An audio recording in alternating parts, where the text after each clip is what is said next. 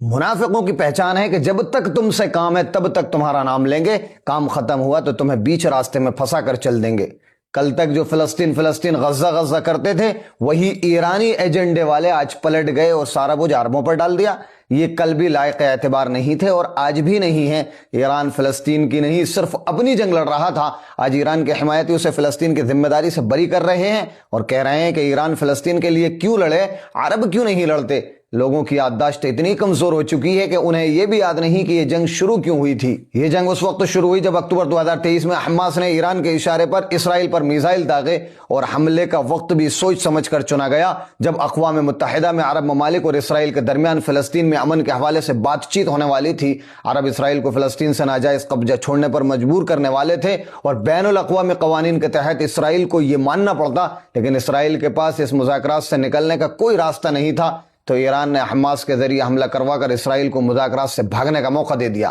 اس کے بعد اسرائیل نے مذاکرات چھوڑ کر 1 سال سے زائد عرصے تک فلسطین کے معصوم لوگوں پر حملے جاری رکھے اور ایران صرف زبانی جمع خرچ کرتا رہا۔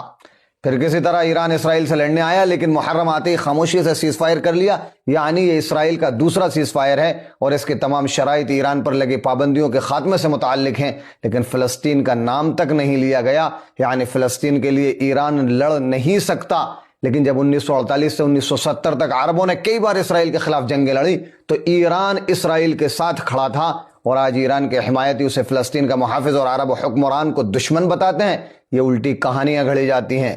حقیقت یہ ہے کہ آج عرب ممالک ہی فلسطین کی مدد کر رہے ہیں اور کوئی نہیں۔ اقوام متحدہ میں عرب کی مضبوط سفارتی طاقت نے اسے مجبور کیا کہ وہ اسرائیل کو فلسطینی قیدیوں کے پھانسی دینے کے بیان پر سختی سے روکے۔ عرب ممالک ہی ہیں جو ایک کے بعد ایک 83 جہازوں کے ذریعے فلسطین میں امدادی سامان بھیج رہے ہیں، جبکہ ایران امداد کے نام پر کہتا ہے کہ ہم پر پابندیاں ہیں، لیکن انہی پابندیوں کے باوجود وہ حماس کو ہتھیار بھیج سکتا ہے، فلسطینیوں کے لیے امداد نہیں بھیج سکتا۔ آج ایران اور اس کے حمایتیوں نے فلسطین سے کنارہ کشی اختیار کر لی ہے اور محرم کے بعد پھر فلسطین کے نام پر ڈرامہ شروع ہو جائے گا، لیکن ہم اس ناٹک کی حقیقت سمجھ چکے ہیں، بہتر ہے کہ آپ بھی سمجھ جائیں۔